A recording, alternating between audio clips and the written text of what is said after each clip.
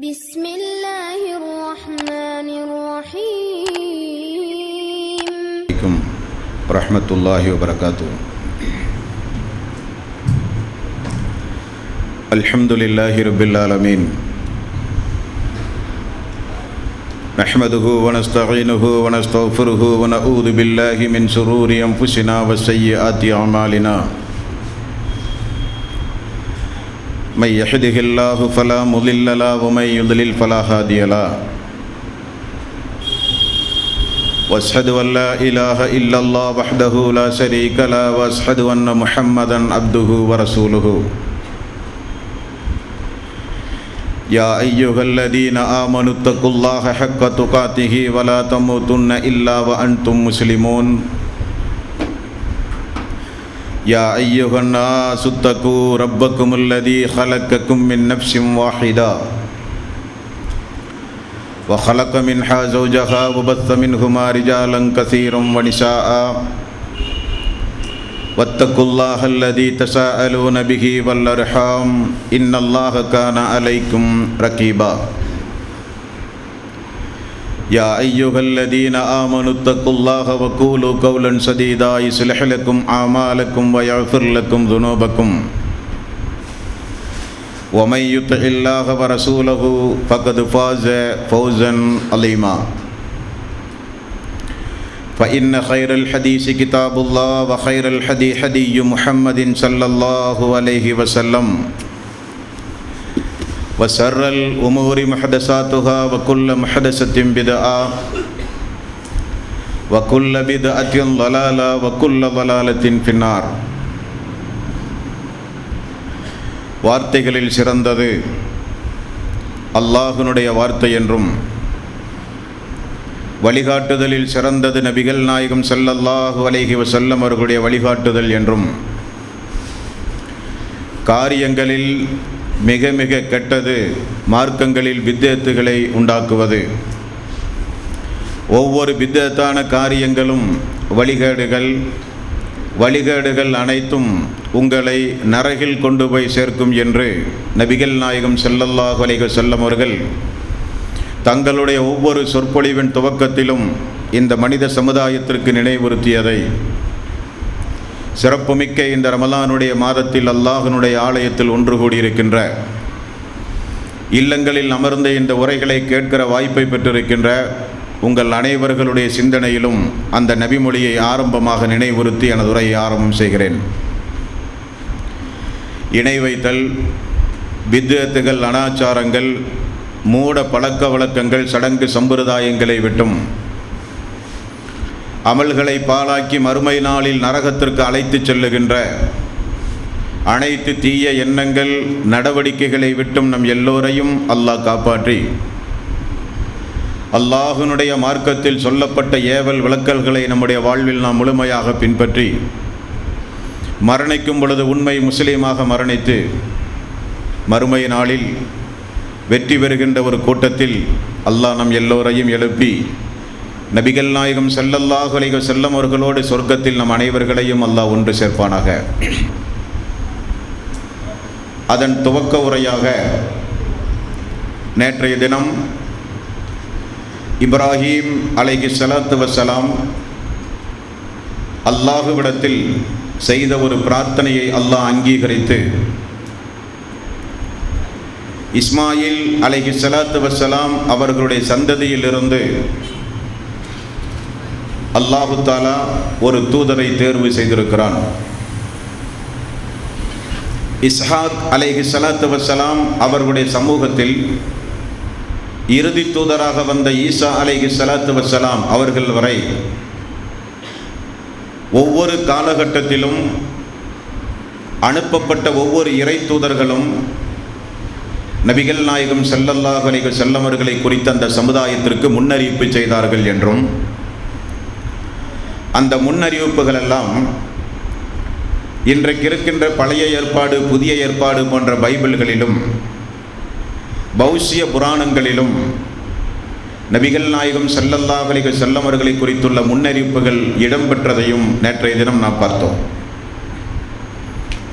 அல்லாஹ்வினுடைய ரசூல் முஸ்லீம்களுக்குரிய நபி அல்ல, அரபு பேசுகிற மக்களுக்குரிய நபி அல்ல, குறிப்பிட்ட ஒரு இனத்திற்கோ கோத்திரத்திற்கோ அனுப்பப்பட்ட நபி அல்ல, மனிதகுலம் முழுமைக்கும் அவர் அனுப்பப்பட்ட நபி என்பதையும் அதற்குரிய இறை வசனங்களையும் நேற்றைக்கு நாம் அறிந்தோம். யாரெல்லாம் அல்லாஹ்வினுடைய ரசூலை இந்த உலகத்தில் புறக்கணித்து வாழ்கிறார்களோ அவர்களெல்லாம் மறுமை நாளில் கை செய்தப்பட்டு அல்லாஹ்விடத்திலே அவகாசம் கேட்பார்கள். அல்லாஹ்வே உலகத்திற்கு திரும்ப அனுப்பினால் தூதரை நான் பின்பற்றுவேன் என்று. அப்படி மறுமை நாளில் தூதர்களை புறக்கணித்த இஸ்லாத்திற்கு விரோதமாக வாழ்ந்து கொண்டிருக்கின்ற மக்கள் எல்லாம் எப்படிப்பட்ட புலம்பல்களில் ஈடுபடுவார்கள், அதற்குரிய வசனங்கள் என்ன என்பதையும் நேற்றைய தினம் நாம் பார்த்தோம். இன்றிலிருந்து நபிகள் நாயகம் ஸல்லல்லாஹு அலைஹி வஸல்லம் அவர்களுடைய வாழ்க்கை வரலாற்றை நாம் இன்ஷா அல்லாஹ் அறியவிருக்கிறோம். எல்லாம் வல்ல அல்லாஹு தஆலா இந்த உரையை தொடர்ந்து முழுமையோடு கடைசி வரை உரையாற்றுகிற ஒரு வாய்ப்பையும் கேட்கிற ஒரு வாய்ப்பை உங்களுக்கும் அல்லாஹு தஆலா நிறைவாக தந்தரல வேண்டும்.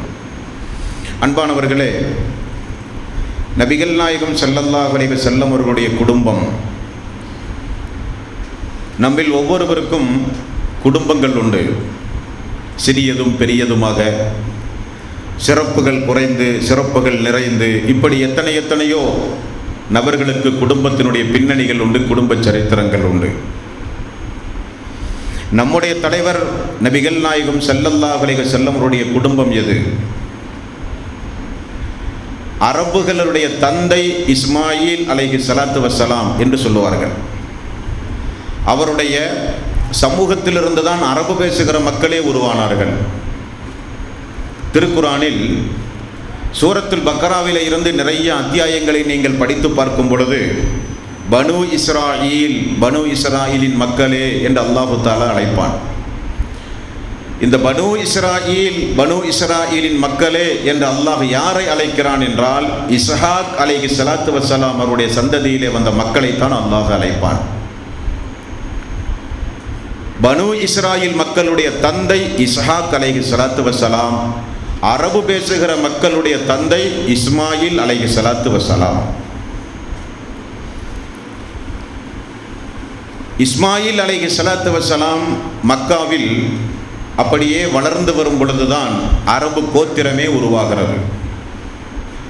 அரபு கோத்திரம் அப்படியே மெல்ல மெல்ல உருவாகி மக்காவை சுற்றி அப்படியே கொஞ்சம் குடிபெயர்ந்து வாழ்ந்து கொண்டிருக்கும் பொழுதுதான் அந்த குறைசியர் வம்சத்தில் அப்துல் முத்தலிப் என்கிற மூத்த ஒரு அறிஞர் வாழ்ந்து வருகிறார். அவருக்கு ஒரே ஒரு மகன்தான் இருந்தார். நிறைய மக்களை பெற்ற குறைசிகள் எல்லாம் அப்துல் முத்தலிஃபை அடிக்கடி கேலி கிண்டல்கள் செய்வார்கள்.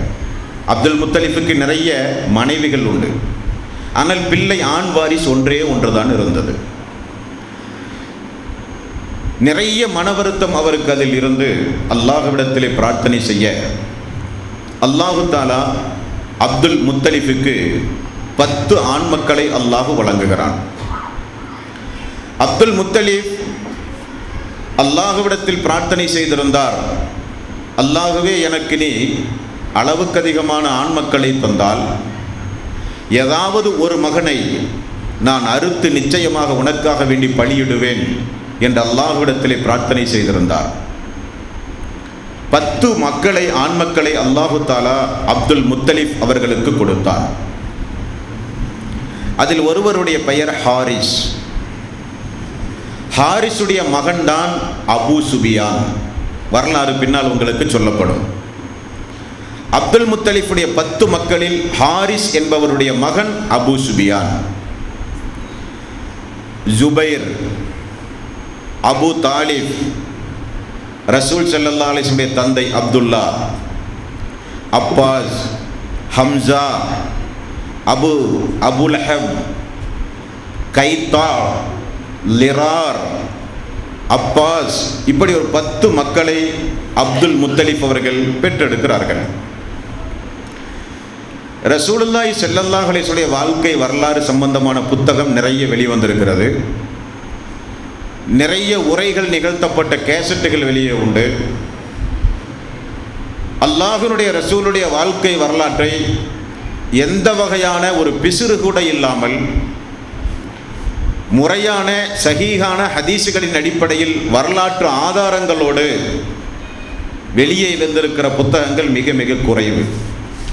ஆகவே நம்முடைய முழு சக்தியும் ஓரளவுக்கு பயன்படுத்தி நபிகள் நாயகம் ஸல்லல்லாஹு அலைஹி வஸல்லம் உண்மையான வரலாறு இந்த சமுதாயத்திற்கு எடுத்துச் சொல்லப்பட வேண்டும் என்பதற்காக வேண்டி தொகுக்கப்பட்ட சம்பவங்கள்.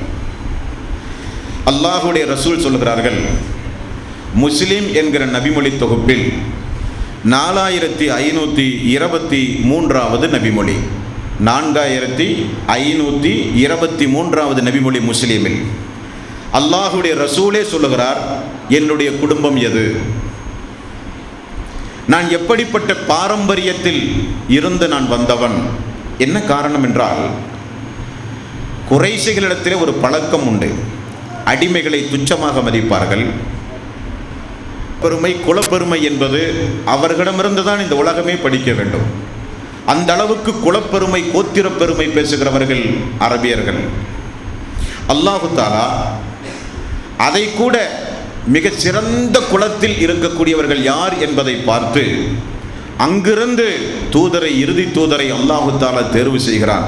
அது கூட இந்த மக்களுக்கு ஒரு காரணமாக அமைந்துவிடக் கூடாது என்பதற்காக தாழ்ந்த குலத்திலிருந்தோ அந்தஸ்துகள் குறைத்திலிருந்தோ தூதர்கள் வந்தால் அவர்களை இந்த மக்கள் ஏற்காமல் வந்துவிடக்கூடாது என்பதற்காக வேண்டி அல்லாஹு தஆலா சிறந்த கோத்திரத்தில் இருந்து நம்முடைய தலைவர் நபிகள் நாயகம் ஸல்லல்லாஹு அலைஹி வஸல்லம் அவர்களை அல்லாஹ் தேர்வு செய்திருக்கிறான்.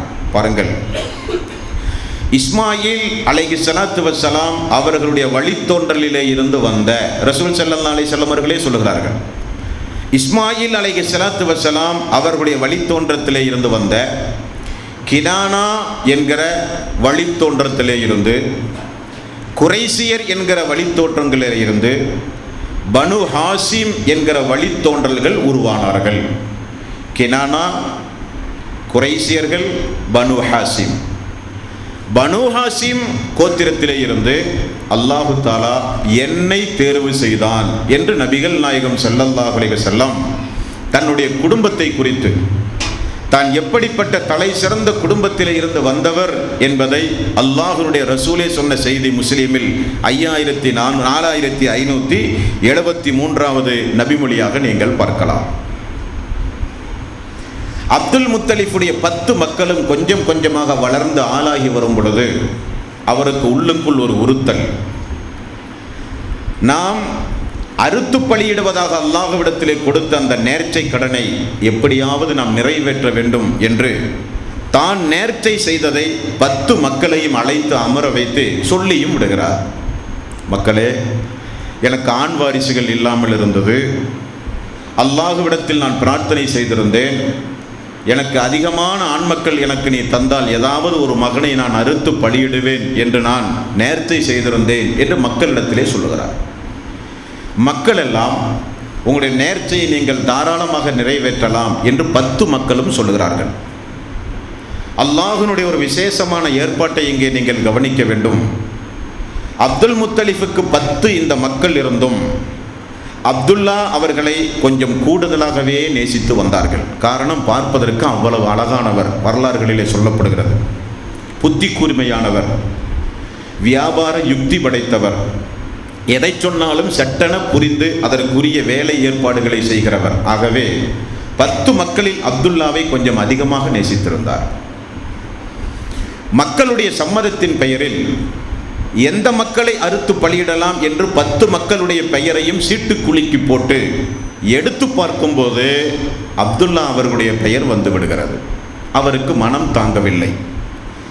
அதிகமாக நேசிக்கின்ற அப்துல்லாவுடைய பெயர் அறுத்து பலியிடுவதில் வந்து விட்டது, என்ன செய்வது என்று சொல்லி அல்லாஹ்விடத்திலே மீண்டும் மன்றாடுகிறார். அல்லாஹ்வே, ஒரு 100 ஒட்டகத்தை நான் அறுக்கிறேன் இதற்கு பகரமாக என்று சொல்லி ஒரு 2 சீட் எழுதுகிறார்.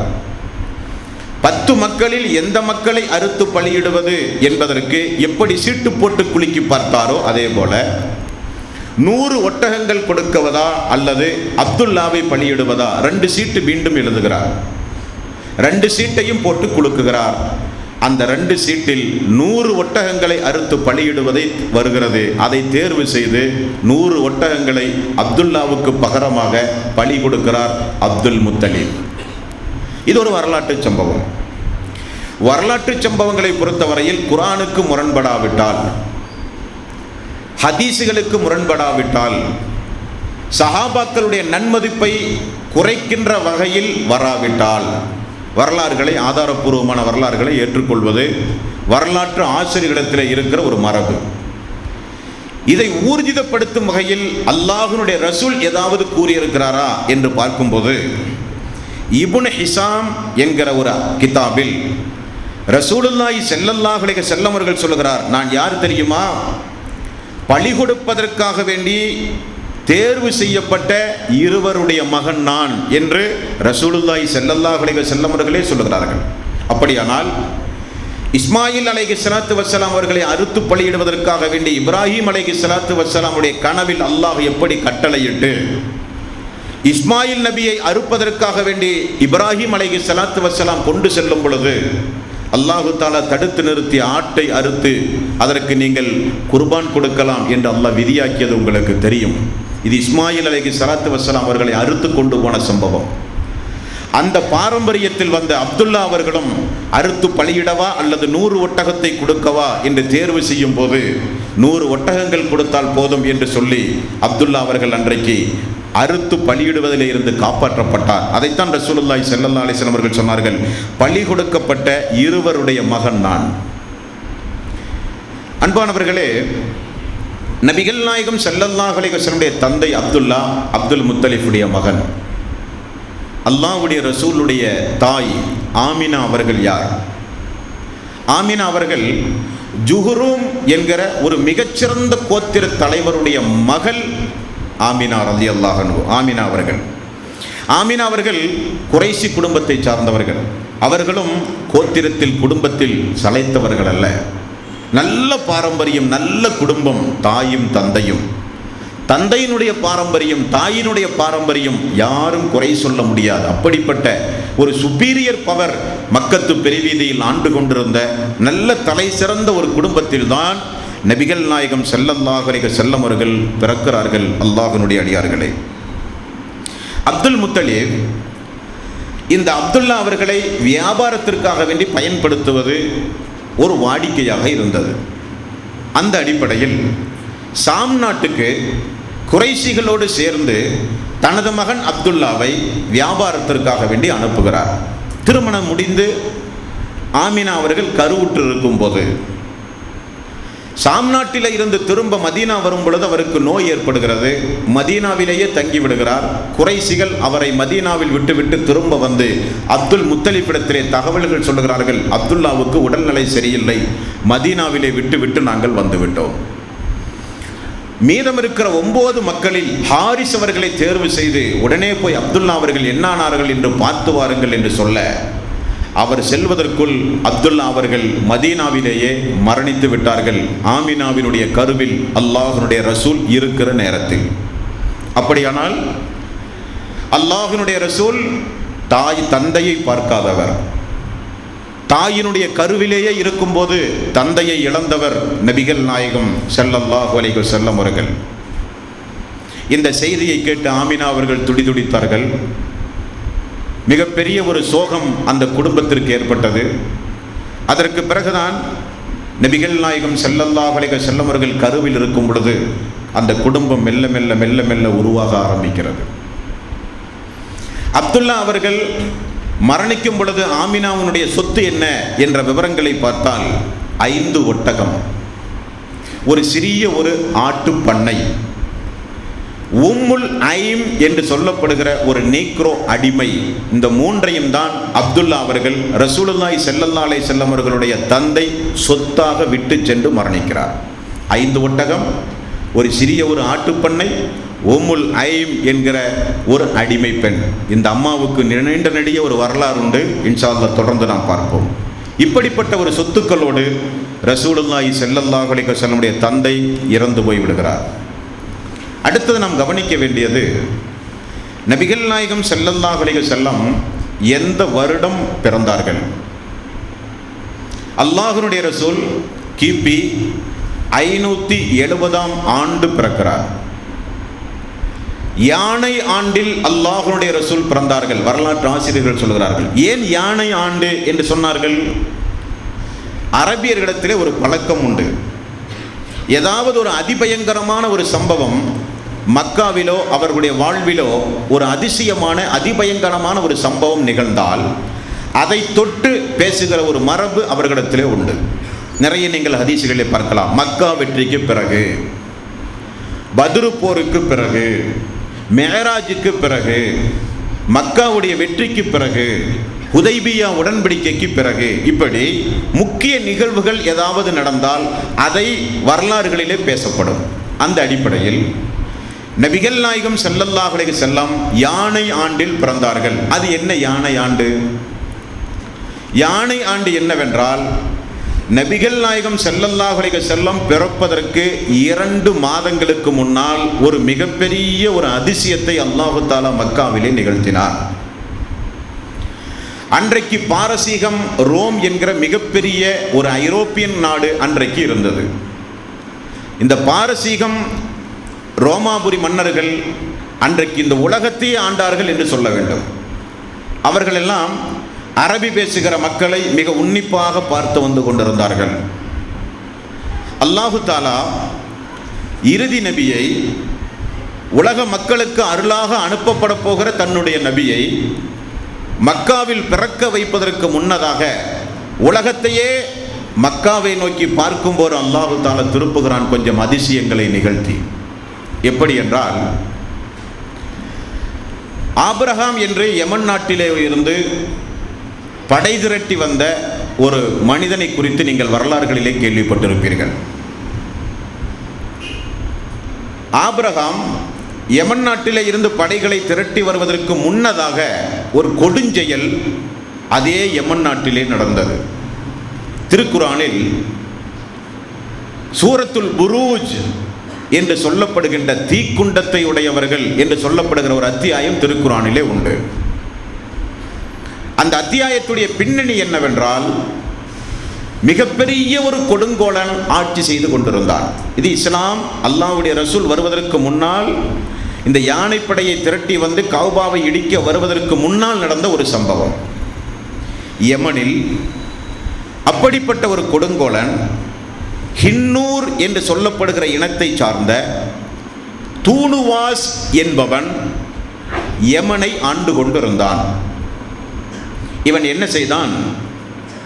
அன்றைக்கு ஈசா அலைஹிஸ்ஸலாத்து வஸ்ஸலாம் அவர்களை உண்மையாக பின்பற்றிய முஸ்லிம்களை எல்லாம் பிடித்து கொண்டு வந்து மிகப்பெரிய ஒரு குழி வெட்டி தீ மூட்டி அதில் பிடித்து தள்ளுகிற ஒரு கொடுமையை செய்த கொடும்பாவிதான் தூணுவாஸ் என்பவன். நிறைய மக்களை கொன்றான். அல்லாஹ்வே திருக்குரானில் அந்த கொடுமையான சம்பவத்தை அல்லாஹ் திருக்குரானில் சொல்லாமல் இல்லை. அவர்கள் நாசமாகட்டும் என்று அல்லாஹ் சொல்லுகிறான். அதிலிருந்து கொஞ்சம் மக்கள் தப்பித்து ஓடினார்கள். ஓடிய மக்கள் எல்லாம் சிரியாவை நோக்கி வந்தார்கள். சிரியாவை நோக்கி வரும் பொழுது அன்றைக்கு பாரசீகம், ரோம் என்கிற பிரம்மாண்டமான ஒரு சக்தி, அதாவது கிறிஸ்தவர்கள் மிகப்பெரிய ஒரு சக்தியாக ஆட்சி செய்து கொண்டிருந்த நேரம். சிரியாவுக்கு வந்தவுடன் சிரியாவை ஆட்சி செய்து கொண்டிருந்த மன்னர் அபிசீனியா மன்னருக்கு ஒரு தபால் எழுதுகிறார். என்ன தபால் எழுதுகிறார்? இப்படி யமனில் இப்படிப்பட்ட அநியாயங்களையும் அக்கிரமங்களையும் செய்கிறான். மக்கள் தஞ்சம் புகுந்து நம்முடைய நாட்டுக்கு வந்திருக்கிறார்கள். யமனை நாம் உடனடியாக கைப்பற்றி இந்த கொடுமைக்கு நாம் ஒரு பழி தீர்த்தாக வேண்டும் என்று அபிசீனியா மன்னர் நஜ்ஜாஷிக்கு சிரியாவிலே இருந்து தபால் போகிறது. நஜ்ஜாஷி என்ன செய்கிறார்? நஜ்ஜாஷி என்றால் அபிசீனியாவை யாரெல்லாம் ஆளுகிறாரோ அவர்களுக்கு பெயர் நஜ்ஜாஷி. அல்லாஹ்வுடைய ரசூலுடைய காலத்தில் மக்கள் ஹிஜ்ரத்துக்கு சென்ற நஜ்ஜாஷி அல்ல, அதற்கு முன்னால் இருந்த ஒரு நஜ்ஜாஷி. அவர் என்ன செய்கிறார்? ஆபிரகாமையும் அவருக்கு துணையாக இனி ஒருவரையும் அழைத்து ஒரு படையை திரட்டி யமனை கைப்பற்றுமாறு, தாக்குதல் நடத்துமாறு அனுப்புகிறார். அபிசீனியாவிலே இருந்து தாக்குதல் நடத்தப்பட்டது. தூணுவாஸ் துரத்தப்படுகிறார். கடலில் மூழ்கி தூணுவாஸ் இறந்து போகிறார். யமன் ஆபிரகாமால் கைப்பற்றப்படுகிறது. ஆபிரகாம் யமனை கைப்பற்றியவுடன் தனக்குத்தானே அந்த நாட்டினுடைய அதிபராக அவர் புகழாரம் சூட்டி ஆட்சியை கைப்பிடித்து விடுகிறார். நஜ்ஜாஷி மன்னருக்கு கோபம் வந்து விடுகிறது. நான் யமனை கைப்பற்றுவதற்காக வேண்டி அனுப்பியவுடன் கைப்பற்றிய பிறகு என்னிடத்தில் அனுமதி கேட்காமல் எப்படி நீ ஆட்சி தலைவராக மாறலாம் என்று கோபம் வருகிறது. கோபத்தை தணிப்பதற்காக வேண்டி யமனுடைய தலைநகர் சன்ஆ என்று சொல்லப்படுகிற ஒரு பகுதியில் பிரமாண்டமான ஒரு கிறிஸ்தவ ஆலயத்தை எழுப்புகிறான், நஜ்ஜாஷி மன்னரை திருப்திப்படுத்துவதற்காக. உங்களுக்கு கட்டுப்பட்டுத்தான் நான் இருப்பேன், நான் எதிர்ப்பெல்லாம் ஒன்றும் செய்ய மாட்டேன் என்ற ஆபிரகாம் யமன் நாட்டில் மிகப்பெரிய ஒரு கிறிஸ்தவ ஆலயத்தை உருவாக்குகிறான். ஆலயம் உருவாகி பிரமாண்டமான ஒரு ஆலயம். அவனுக்கு 2 நோக்கம் ஆபிரகாமுக்கு. ஒன்று, மக்காவுக்கு செல்லுகிற மக்களை கொஞ்சம் திசை திருப்பி யமனை நோக்கி மக்களை வரவழைக்க வேண்டும். அதன் மூலம் அரபிகளுடைய அந்த கஅபாவினுடைய புனிதத்தன்மையை சீர்குலைக்க வேண்டும் என்பது அவனுடைய தாற்பயம். அது அவனால் ஒரு முழுமையான வெற்றி அடைய முடியாத நிலையில் இருக்கும் பொழுது கோபம் அவனுக்கு அதிகமாகிறது. கஅபா என்கிற ஒரு ஆலயம் இருந்தால் தானே நீங்கள் அதை வழிபடுவீர்கள் என்று சொல்லி திடீரென என்ன செய்கிறான், 60,000 வீரர்களை திரட்டி 10-15 யானைகளை கொண்டு வந்து படை திரட்டி வருகிறான் கஅபாவை இடிப்பதற்காக. நோக்கம் என்னங்க? கஅபா இடிக்கப்பட வேண்டும், நம்முடைய இந்த ஆலயம்தான் எல்லா மக்களாலும் வழிபடப்படுகிற ஒரு தளமாக இருக்க வேண்டும் என்பது ஆபிரகாமுடைய ஒரு சிந்தனை. அவன் படை திரட்டி வரப்போகிறான் என்பது மக்கத்து வாசிகளுக்கு தெரிந்துவிட்டது. 60,000 மனிதர்களோடு, அரபிகள் அன்றைக்கு யானையெல்லாம் பார்த்ததே கிடையாது.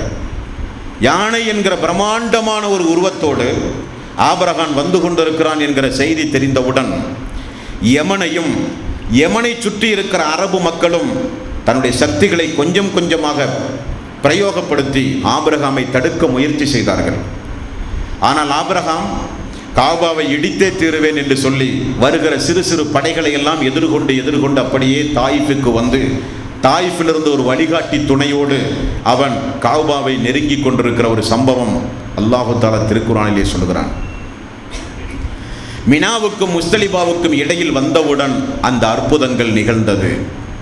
குறைஷிகள் எல்லாம் மலை குன்றுக்கு மேல் ஏறி ஓட ஆரம்பித்தார்கள். மலைக்கு மேல் நின்று கொண்டு இது அல்லாஹ்வினுடைய ஆலயம், அல்லாஹ் நிச்சயம் இந்த ஆலயத்தை பாதுகாப்பான் என்கிற நம்பிக்கையோடு மலைக்கு மேல் ஏறினார்கள். அப்துல் முத்தலிப், அவர்களுடைய மக்கள், குறைஷிகள் எல்லோரும் ஏறினார்கள். அல்லாஹ்வுடைய ரசூலை கருவாக சுமந்து ஆமினா அவர்கள் தனது அடிமை உம்முல் ஐம் அவர்களோடு வீட்டிலே தங்கி கொண்டிருந்த நேரம் எல்லோரும் வந்து சொன்னார்கள், வாருங்கள் நீங்களும் மலைக்கு மேல் ஏறி நிற்போம். ஆபிரகாம் யானைப்படையோடு வருகிறான், கஅபாவை அல்லாஹ் பார்த்துக் கொள்வான், நாம் நம்மை பாதுகாத்துக் கொள்ள வேண்டும், வாருங்கள் என்று சொன்னபோது ஆமினா அவர்கள் சொன்ன ஒரே வார்த்தை, எனது மகனை தூக்கி கொண்டு என்னால் எங்கும் வர முடியாது, அல்லாஹ் பார்த்துக் கொள்வான், நீங்கள் வேண்டுமானால் போங்கள் என்று சொல்லி இருக்கிற வீட்டிலேயே ஆமினா அவர்களும் உம்முல் ஐம் அவர்களும் இருக்க ஆரம்பித்தார்கள்.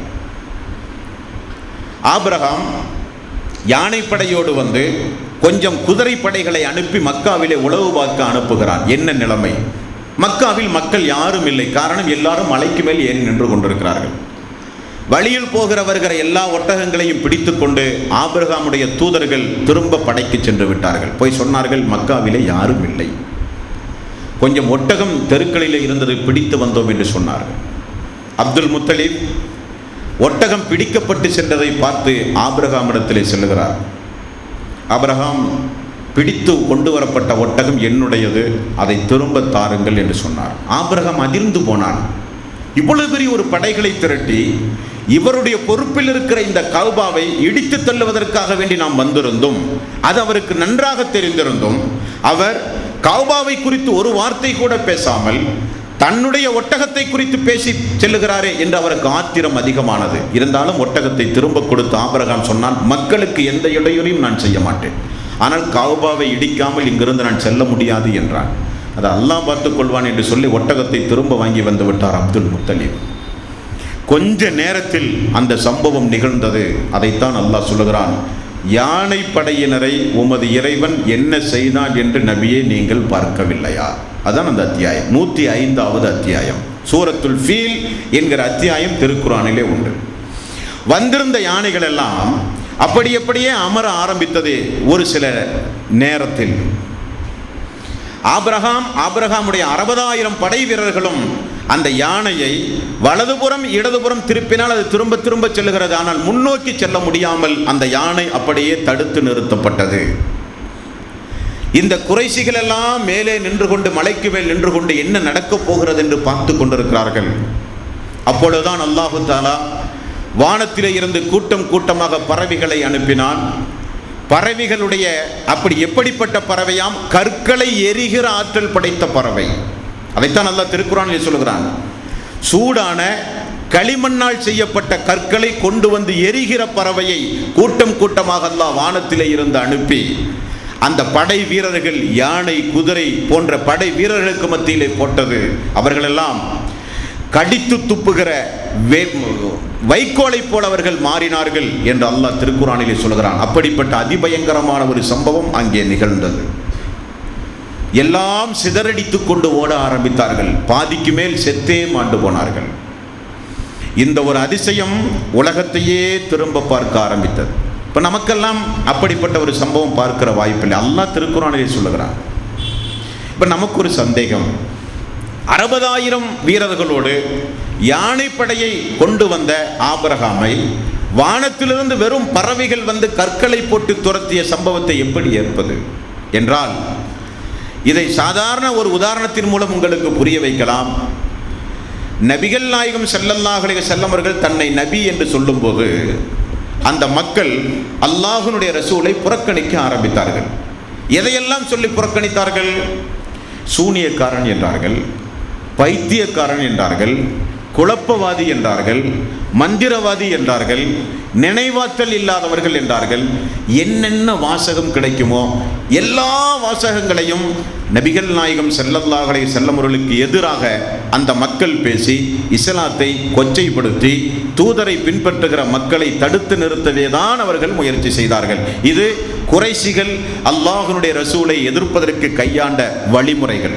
திருக்குர்ஆனில் நிறைய வசனங்கள் உண்டு. இப்போ நாம் கவனிக்கப்பட வேண்டிய விஷயம் என்னவென்றால், நபியான பிறகு அல்லாஹு தஆலா தூதருக்கு இறக்குகிற ஆயத்து தான் அலம் தர கைஃப ஃபஅல ரப்புக பி அஸ்ஹாபில் ஃபீல். யானை படையை உமது இறைவன் என்ன செய்தான் என்று நீ பார்க்கவில்லையா? இதை எங்கு ஓதுகிறார் அல்லாஹ்வுடைய ரசூல்? எந்த மக்காவில் இந்த சம்பவம் நடந்ததோ அந்த மக்காவில் ரசூலுல்லாஹி ஸல்லல்லாஹு அலைஹி வஸல்லம் நபியான பிறகு ஓதுகிறார். அந்த சம்பவம் நடக்கும்போது அல்லாஹ்வுடைய ரசூல் ஆமினாவுடைய கருவில் இருக்கிறார். இப்போ அந்த யானைப்படை ஆபிரகாம் இந்த பறவைகள் வந்து தாக்கிய சம்பவம் உண்மை அல்ல என்றால் முதலில் எதிர்ப்பவர்கள் யாரு? குறைஷிகள் தான் எதிர்த்திருப்பார்கள். இல்லாததை வந்து சொல்லுகிறாய் முகம்மது, இப்படி வரலாற்று சம்பவமே கிடையாது, யார் உனக்கு சொன்னது, இது பொய் என்று யாராவது ஒரு மனிதர் பேசினாரா என்றால் இல்லை. காரணம், எல்லோரும் அதை கண்கூடாக பார்த்திருக்கிறார்கள். அதைத்தான் நபிகள் நாயகம் ஸல்லல்லாஹு அலைஹி வஸல்லம் அவர்கள் கூறியிருக்கிறார்கள். இது முதலாவது விஷயம். இரண்டாவது, அரபு பேசுகிற மக்களுக்கு, குறைஷி மக்களுக்கு அந்த புனிதத்தன்மையை அல்லாஹு தஆலா உணர வைக்கிறான். கௌபா என்பது எனது கட்டுப்பாட்டுக்குள் இருக்கிற ஒரு ஆலயம். புனிதமிக்க கௌபா என்பது எனது கட்டுப்பாட்டுக்குள் இருக்கிற ஒரு பகுதி என்பதை அல்லாஹு தஆலா நிலைநாட்டிய சம்பவம் இந்த சம்பவம். ஆகவே அல்லாஹ்வுடைய நேரடி பார்வையில் இருக்கிற ஒரு பகுதியில் பொய் பேசிக்கொண்டு நான் தான் இறை தூதர் வந்தாலும் இருந்தார்கள். இந்த அற்புதத்தை நிகழ்த்தி காட்டி அபிசீனியா, ரோம், பாரசீகம், சிரியா, யமன் போன்ற எல்லா நாட்டு கிறிஸ்தவர்களையும் அல்லாஹு தஆலா கொஞ்சம் திருப்பினான் கௌபாவை நோக்கி. ஒரு இறுதி தூதர் வரப்போகிறார், ஒரு இறுதி தூதர் இந்த மக்கத்து பெருவீதியில் பிறக்க போகிறார் என்கிற ஒரு சம்பவத்தை அல்லாஹு தஆலா நிகழ்த்துவதற்கு முன்னால் ஆமீனா அவர்களுடைய வயிற்றில் கருவாக இருக்கும் போது அல்லாஹ் இந்த சம்பவத்தை நிகழ்த்தினான் என்றால் உலகமே அன்றைக்கு கௌபாவை திரும்பி பார்த்தது. அப்படிப்பட்ட ஒரு சம்பவத்தை அல்லாஹ் தஆலா திருக்குர்ஆனில் சூரத்துல் ஃபீலிலே சொல்கிறான். அலம் தர கைஃப ஃபஅல ரப்புக பி அஸ்ஹாபில் ஃபீல். யானை படையினரை உமது இறைவன் என்ன செய்தான் என்று நீர் பார்க்கவில்லையா? அலம் யஜ்அல் கைதஹும் ஃபீ தத்லீல். அவர்களுடைய சூழ்ச்சியை அல்லாஹ் எப்படி முறியடித்தான் என்பதை நபியே நீங்கள் பார்க்கவில்லையா? வஅர்ஸல அலைஹிம் தைரன் அபாபீல், கூட்டம் கூட்டமாக பறவைகள் வானத்திலிருந்து வந்தது. தர்மீஹிம் பிஹிஜாரத்தின் மின் சிஜ்ஜீல், களிமண்ணால் சூடேற்றம் செய்யப்பட்ட கற்களை அந்த பறவைகள் கொண்டு வந்து அவர்களின் மீது எரிந்தது. ஃபஜஅலஹும் கஸ்ஃபின் மஅகூல், வாயில் மென்று உமிழ்ந்து போடக்கூடிய கரும்பு சக்கை பிழிந்தால் எப்படி சக்கையாக வெளியே வருமோ அதே போல அவர்கள் மென்று தின்று தூக்கி வீசப்படுகிற துகள்களைப் போல் அவர்கள் ஆனதை நபியே நீங்கள் பார்க்கவில்லையா என்றும் அல்லாஹு தாலா திருக்குரானிலே சொல்லுகிறான். இப்ப நாம் இனி ஒரு விஷயத்தை கவனிக்க வேண்டும். கௌபாவை அல்லாஹு தாலா அந்த நேரத்தில் காப்பாற்றும் போது அந்த கௌபாவுக்குள் 360 சிலைகள் இருந்தது. கௌபாவுக்குள் எத்தனை சிலைகள் இருந்தது? 360 சிலைகள் இருந்தது. 360 சிலைகளை கௌபாவுக்குள் வைத்து அல்லாஹ்வுக்கு இணை வைத்துக் கொண்டிருக்கிற மக்கள் அந்த பகுதியில் வாழ்ந்து கொண்டிருக்கும் பொழுதுதான் அல்லாஹு தாலா கௌபாவை பாதுகாக்கிறான். இப்ப நமக்கு ஒரு சந்தேகம் வரும், 360 சிலைகள் இருந்தால் அது இடிக்கப்பட வேண்டிய பள்ளி ஆயிற்று, அது எப்படி காப்பாற்றப்பட வேண்டும் என்றால், அல்லாஹு தாலா ஆதம் அலைஹிஸ்ஸலாத்து வஸ்ஸலாம் அவர்களை என்றைக்கு இந்த பூமியில் சொர்க்கத்திலிருந்து வெளியாக்கி இந்த பூமிக்கு அல்லாஹ் அனுப்பினானோ அப்பொழுது இந்த கௌபா உயர்த்தப்பட்டது, கட்டி உயர்த்தப்பட்டது. சொர்க்கத்தினுடைய கற்கள் கொண்டு வந்து ருக்குனுல் யமானி என்று சொல்லப்படுகிற மூலையில் பதிக்க வைக்கப்பட்டு அந்த கௌபா ஆதம் அலைஹிஸ்ஸலாத்து வஸ்ஸலாமுடைய காலத்திலேயே கட்டப்பட்டது. நூஹ் நபியினுடைய காலத்தில் ஏற்பட்ட வெள்ள பிரளயம், அன்றைக்கு உலகமே அழிந்தது. அவரோடு கப்பலில் ஏறி சென்ற மக்கள் மிருகங்கள் தவிர அன்றைக்கு இந்த உலகத்தில் மக்களே கிடையாது. அவர் கப்பலிலே இருந்து எந்த பகுதியில் போய் இறங்கி வாழ்ந்தாரோ அந்த சந்ததிகள் தான் நாம் எல்லாம். அந்த நூஹ் நபியினுடைய வெள்ள பிரளயத்தில் கொஞ்சம் சேதம் அடைந்ததைத்தான் இப்ராஹிம் அலைஹிஸ்ஸலாத்து வஸ்ஸலாம், இஸ்மாயில் அலைஹிஸ்ஸலாத்து வஸ்ஸலாம் புனர் நிர்மாணம் செய்து கட்டி எழுப்பினார்கள். அப்படி வாழையடி வாழையாக வந்த சரித்திரம் கௌபா அல்லாஹு தாலா நானே பாதுகாப்பேன் என்று சொன்ன ஒரு சம்பவம். இந்த குறைசிகளுக்கு ஒரு தூதரை அனுப்பி அல்லாஹ்வாகிய தனக்கு இணை துணைகளை ஏற்படுத்துவதை மிகப்பெரிய ஒரு குற்றமாக அவர்களுக்கு போதித்து அவர்களை நேர்வழிப்படுத்த வேண்டும் என்பதற்காக வேண்டி புனிதமிக்க கௌபாவை அல்லாஹு தாலா பாதுகாத்தான். அன்பானவர்களே, நபிகள் நாயகம் ஸல்லல்லாஹு அலைஹி வஸல்லம் அவர்கள் கூறிய ஒரு சில செய்திகள் உண்டு. முஸ்லிமில் 5527வது நபிமொழி, இந்த கௌபா இடிக்கப்படும். அல்லாஹ்வுடைய ரசூல் சொல்லுகிறார்கள், இந்த கௌபா நிச்சயமாக இடிக்கப்படும். ஒரு சம்பவத்தை அல்லாஹ்வுடைய ரசூல் சொல்லுகிறார்கள். ஒரு நாள் ஆயிஷா ரலியல்லாஹு அன்ஹா அவர்கள் அறிவிக்கிறார்கள் இந்த செய்தியை. என்னுடைய வீட்டில் அல்லாஹ்வுடைய ரசூல் படுத்துக் கொண்டிருந்தார்கள்.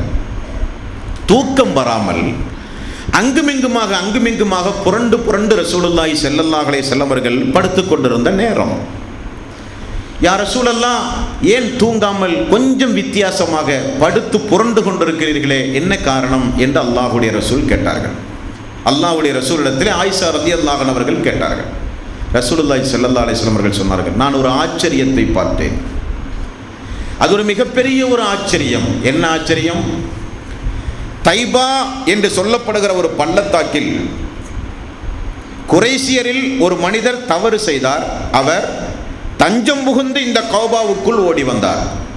அவரை பிடிப்பதற்காக வேண்டி மிகப்பெரிய ஒரு கூட்டம் கௌபாவை நோக்கி வந்தது. தைபா என்கிற பள்ளத்தாக்கை அவர்கள் நெருங்கியவுடன் பூமி இரண்டாக பிளந்தது. எல்லோரும் அந்த பூமிக்குள் சென்று விட்டார்கள். ஆயிஷா ரலியல்லாஹு அன்ஹா அவர்கள் கேட்டார்கள், யா ரசூலல்லாஹ், கடை தெருவில் மக்கள் இருப்பார்கள், இந்த சம்பவத்தில் ஈடுபடாத பொதுமக்கள் இருப்பார்கள், அவர்களுடைய நிலைமை என்ன யா ரசூலல்லாஹ்? அல்லாஹு தாலா அவரவர்களுடைய எண்ணங்களுக்கு ஏற்ப மறுமையில எழுப்பி அல்லாஹ் அவர்களுக்கு கூலி கொடுப்பான் என்று சொன்னார்கள். ஆக உலக அழிவு நாள் நெருங்கும் பொழுது இந்த கௌபாவை நோக்கி மக்கள் தாக்குதல் நடத்த வருவார்கள் என்று ரசூலுல்லாஹி ஸல்லல்லாஹு அலைஹி வஸல்லம் அவர்கள் சொல்கிறார்கள். ஆனால் முடியாது. இது ஒரு சந்தர்ப்பம். கௌபாவை தாக்குதல் நடத்தி எப்படியாவது கௌபாவை அடித்தொழிக்க வேண்டும், அந்த கௌபாவை சுற்றி இருக்கிற இடங்களில் கொலை கொள்ளை நடத்தப்பட வேண்டும் என்பதற்காக வேண்டி திரட்டு வந்த மக்களை பூமி விழுங்கும் என்று ரசூலுல்லாஹி ஸல்லல்லாஹு அலைஹி வஸல்லம் அவர்கள் எச்சரிக்கையாக செய்தார்கள். இது ஒரு சம்பவம். புகாரியில் 1595 1596வது நபிமொழி. நபிகள் நாயகம் ஸல்லல்லாஹு அலைஹி வஸல்லம் அவர்கள் சொன்னார்கள், ஒரு காலம் வரும், அந்த காலத்தில் மெல்லிய கால்களுடைய, பார்க்கவே கொஞ்சம் வித்தியாசமான மனிதர்கள், மெல்லிய கால்களுடைய நீக்ரோ இனத்தை சார்ந்த இதே அபிசீனியா பகுதியில் இருந்து ஒரு சில மக்கள் வருவார்கள். அவர்கள் காபாவினுடைய ஒவ்வொரு செங்கல்லையும் தனித்தனியாக எடுத்து எடுத்து காபாவை அடித்தவர்கள் உடைப்பார்கள். காபாவினுடைய பொக்கிஷங்களை அவர்கள் கொண்டு செல்வார்கள். இது நடந்தே தீரும் என்றார்கள் ரசூலுல்லாஹி ஸல்லல்லாஹு அலைஹி வஸல்லம். அது கியாமத் நாளின் அறிகுறி. இனி ஒரு இடத்தில் அல்லாஹ்வுடைய ரசூல் சொல்கிறார்கள், முஸ்னத் அஹ்மத் என்கிற நபிமொழி தொகுப்பில் 7910வது நபிமொழி, காபாவுக்குள் வெளியிலிருந்து வந்து யாரும் ரத்தம் சிந்த முடியாது, முஸ்லிம்கள் தான் ரத்தம் சிந்துவார்கள். காபாவுக்குள் முஸ்லிம்கள் ரத்தம் சிந்துகிற ஒரு நேரம் வரும், அல்லாஹ்வுடைய ரசூலுடைய முன்னறிவிப்பு. அப்படி ஒரு சம்பவம் அந்த காபாவுக்குள் நிகழ்ந்தால் அன்றிலிருந்து இந்த அரபு பேசுகிற மக்களுக்கு நாசம் ஆரம்பமாகும். நபிகள் நாயகம் ஸல்லல்லாஹு அலைஹி வஸல்லம் அவர்கள் சொன்னார்கள், அன்றிலிருந்து நாசம் ஆரம்பமாகும். அதற்கு பிறகு அபிசீனியாவில் இருந்து வருவார்கள் அந்த படையினர்கள், வந்து இந்த காபாவை இடித்து நாசமாக்குவார்கள் என்றும் நபிகள் நாயகம் ஸல்லல்லாஹு அலைஹி வஸல்லம் அவர்கள் கூறுகிறார்கள். அப்படியானால் இது எப்பொழுது நிகழும் என்றால், முஸ்லிம் என்கிற நபிமொழி தொகுப்பில் கியாமத் நாளின் அடையாளம் என்கிற ஒரு பகுதியில் அல்லாஹ்வுடைய ரசூல் குறிப்பிடுகிறார்கள், கியாமத் நாள் எப்பொழுது வரும் தெரியுமா? அல்லாஹ் அல்லாஹ் என்று சொல்லுகிற மனிதன் இந்த பூமியில் இருக்கிற வரை கியாமத் நாள் வராது. நல்லவர்களை, ஈமான் கொண்டவர்களை, இஸ்லாத்தை பின்பற்றி வாழுகிற எல்லா மக்களையும் அல்லாஹ் தஆலா இந்த பூமியிலிருந்து அப்புறப்படுத்துவான். கியாமத் நாள் எப்பொழுது வரும் என்றால், அநியாயம் செய்கிற மக்கள் மட்டும்தான் இந்த பூமியில் இருப்பார்கள். எந்த அளவுக்கு அநியாயம் என்றால், இல்லற வாழ்க்கையை வீதியில் நடத்துகிற அளவுக்கு அநியாயம் செய்வார்கள். எங்கு பார்த்தாலும் அநியாயங்களும் அக்கிரமங்களும் நடக்கும். ஆடுகளும் மாடுகளும் மனிதர்களோடு சேர்ந்து வாழுகிற காலம். ஒரு முஸ்லிம் கூட உலகத்தில் இருக்க மாட்டான். அப்பொழுது அபிசீனியாவிலிருந்து புறப்பட்டு வந்து இந்த காபாவை இடித்து தரைமட்டமாக்குகிற ஒரு நேரம் வரும். அதோடு உலக அழிவு நாள் ஏற்படும் என்று நபிகள் நாயகம் ஸல்லல்லாஹு அலைஹி வஸல்லம் அவர்கள் கூறினார்கள். அடுத்தது, அல்லாஹு தஆலா இந்த சூரத்துல் ஃபீல் என்கிற இந்த அத்தியாயத்தின் மூலம் அந்த யானைப்படை சம்பவத்தை அல்லாஹ்வுடைய ரசூல் ஆமினா அவருடைய கருவில் இருக்கும் பொழுது, ஒரு இறுதி தூதர் பிறக்க போகிற இந்த பூமி களங்கப்படுத்தப்படக்கூடாது, நாசப்படுத்தப்படக்கூடாது என்பதற்காக வேண்டி அல்லாஹு தஆலா அல்லாஹ்வுடைய ரசூல் கருவில் இருக்கும் பொழுது இந்த யானைப்படை சம்பவத்தை நிகழ்த்தி காட்டியது வரலாற்றில் மிகப்பெரிய ஒரு அதிர்வு அலைகளை ஏற்படுத்தியது. நபிகள் நாயகம் ஸல்லல்லாஹு அலைஹி வஸல்லம் அவர்கள் கூட 2 சந்தர்ப்பங்களில் அந்த யானைப்படையை குறித்து மக்களுக்கு ஞாபகப்படுத்துகிறார். ஒரு சந்தர்ப்பம் புகாரியில் 2731வது நபிமொழி. இது என்ன சந்தர்ப்பம் என்றால், ரசூலுல்லாஹி ஸல்லல்லாஹு அலைஹி வஸல்லம் மக்களோடு சேர்ந்து உம்ரா செய்வதற்காக வேண்டி வருகை தந்து கொண்டிருந்தார். காலித் பின் வலீத் அன்றைக்கு இஸ்லாத்தை ஏற்கவில்லை. அவர் ஒரு படையை திரட்டி கொண்டு வந்து மக்காவுக்குள் அல்லாஹ்வுடைய ரசூலை அனுமதிக்க முடியாது என்று சொல்லி ஒரு போர் பிரகடனம் நிகழ்த்துவதற்கு தயாராகி அவர் ஒரு குறிப்பிட்ட எல்லையில் வந்து நிற்கிறார். ரசூலுல்லாஹி ஸல்லல்லாஹு அலைஹி வஸல்லம் அவர்களுக்கு செய்தி கிடைத்தது. உடனே அல்லாஹ்வுடைய ரசூல் மக்களோடு சேர்ந்து ஆலோசனை நடத்தி, காபாவுக்குள் வம்பு தும்புகள் எல்லாம் செய்ய முடியாது. ஆகவே இந்த காலித் பின் வலீதுக்கு தெரியாத வேறு ஏதாவது வழி இருந்தால் சடாரென நாம் உம்ரா செய்துவிட்டு திரும்ப வரலாம் என்ற ஆலோசனை சொல்ல, மக்காவுக்கும் மதீனாவுக்கும் அதிகமாக வியாபார தொடர்புடைய மக்கள் எல்லாம் நிறைய ஆலோசனை சொன்னார்கள். யாரை சொல்லலாம், இப்படி ஒரு வழி உண்டு, அப்படி ஒரு வழி உண்டு, இந்த வழி உண்டு, அந்த வழி உண்டு என்றெல்லாம் சொல்ல, அல்லாஹ்வுடைய ரசூல் மாற்றுப்பாதையை தேர்வு செய்து அப்படியே நடந்து வரும்போது குறிப்பிட்ட ஒரு நேரத்தில் அல்லாஹ்வுடைய ரசூலுடைய கஸ்வா என்கிற ஒட்டகம், யானை எப்படி அந்த மினாவுக்கும் முஸ்தலிபாவுக்கும் இடையில் கஅபாவை நோக்கி செல்ல முடியாமல் அமர்ந்ததோ அதே போல ரசூலுல்லாஹி ஸல்லல்லாஹு அலைஹி வஸல்லம் ஒட்டகம் அமர்ந்தது, நடக்கல. சஹாபாக்கள் எல்லாம், யா ரசூலல்லாஹ் கஸ்வா அடம் பிடிக்கிறது, யா ரசூலல்லாஹ் கஸ்வா அடம் பிடிக்கிறது என்றார்கள். ரசூலுல்லாஹி ஸல்லல்லாஹு அலைஹி வஸல்லம் திரும்ப சொன்னார்கள், எனது கஸ்வா அடம் பிடிக்கவில்லை. யானையை எந்த அல்லாஹ் தடுத்து நிறுத்தினானோ அதே அல்லாஹ் இந்த கஸ்வாவையும் தடுத்து நிறுத்திவிட்டான்.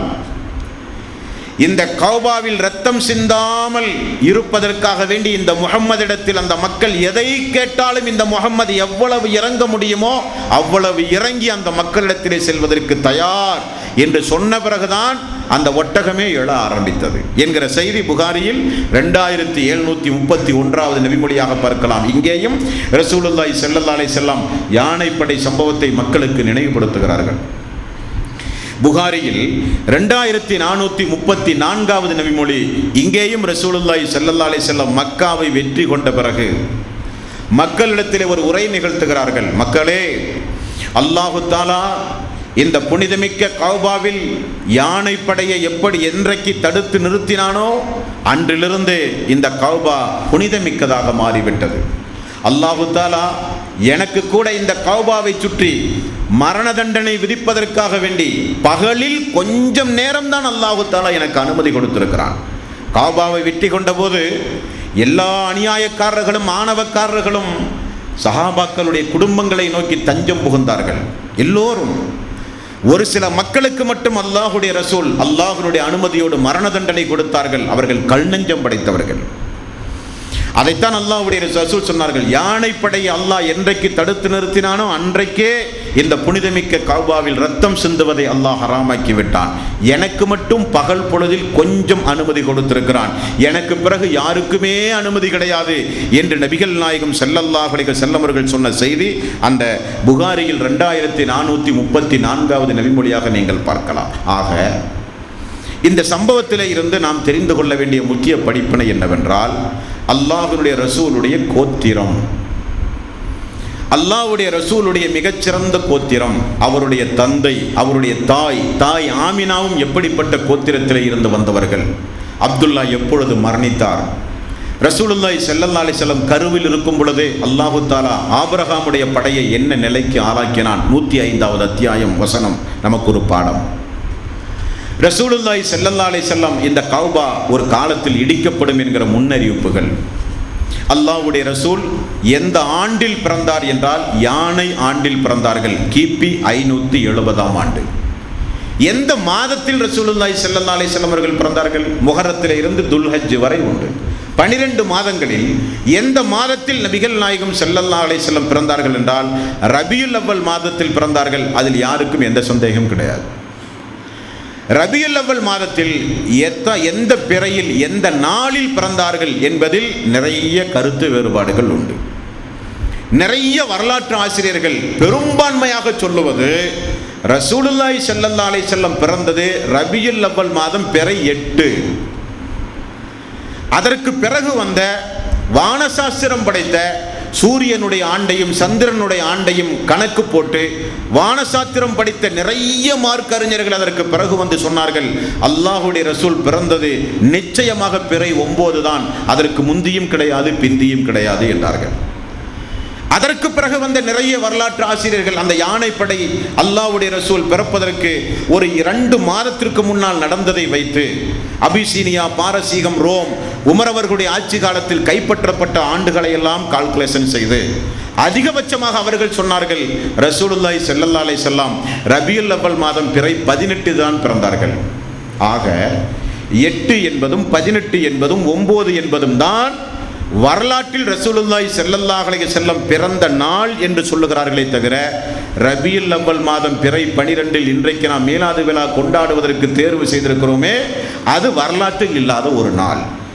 அது மக்கள் மத்தியில் பிறகு வந்த பித்அத்துகளையும் அனாச்சாரங்களையும் ஊக்குவித்த நிறைய முறைகேடாக மக்கள் மத்தியிலே ஆட்சி செய்த மன்னர்கள் பிரபல்யப்படுத்தியதுதான் பிறை 12 ரசூலுல்லாஹி ஸல்லல்லாஹு அலைஹி வஸல்லம் அவர்கள் பிறந்தார்கள் என்பதை தவிர 8, 9 தான் மிக மிக நெருக்கமான வரலாற்று பேருண்மைகள். சரி, ரசூலுல்லாஹி ஸல்லல்லாஹு அலைஹி வஸல்லம் என்ன கிழமையில் பிறந்தார்கள் அது தெரியுமா இல்லையா? திங்கள், செவ்வாய், புதன், வியாழன், வெள்ளி, சனி 7 நாளில் என்ன கிழமையில் நபிகள் நாயகம் ஸல்லல்லாஹு அலைஹி வஸல்லம் அவர்கள் பிறந்தார்கள்? அதை அல்லாஹ்வுடைய ரசூலே சொல்லுகிறார்கள், நான் என்ன கிழமையில் பிறந்தேன். ஆகவே அது குறித்து நமக்கு சர்ச்சைகள் வேண்டாம். நபிகள் நாயகம் ஸல்லல்லாஹு அலைஹி வஸல்லம் அவர்கள் சொன்ன முஸ்லிம் என்கிற நபிமொழி தொகுப்பில் 2153வது நபிமொழியில் அல்லாஹ்வுடைய ரசூலிடத்திலே சஹாபாக்கள் வந்து கேட்டார்கள், யா ரசூலல்லாஹ், திங்கள் கிழமை நான் நோன்பு வைக்கட்டுமா?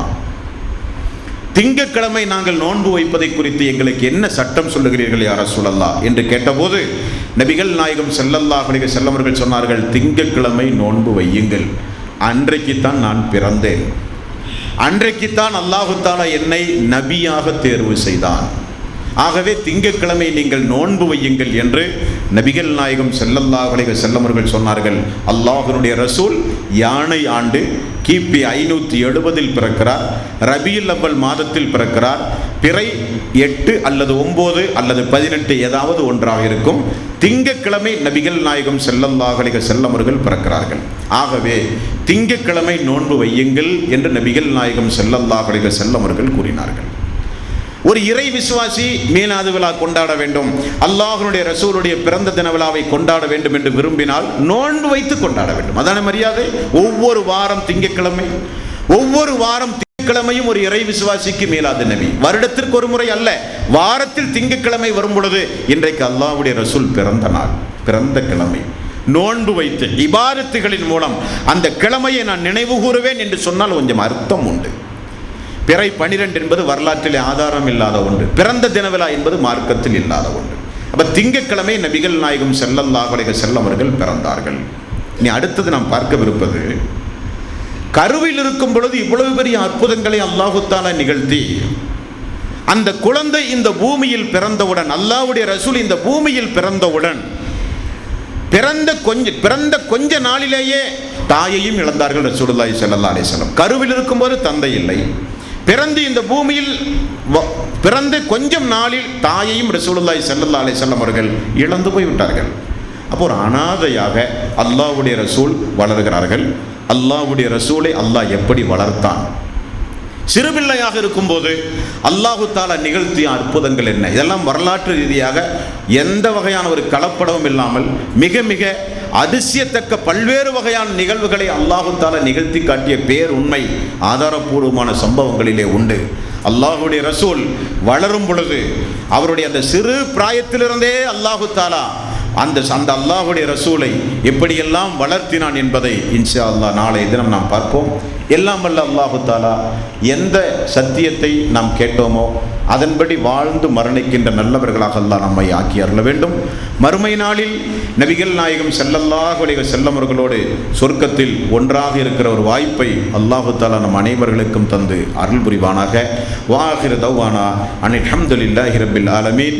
அஸ்ஸலாமு அலைக்கும் வரஹ்மத்துல்லாஹி வபரகாத்துஹு.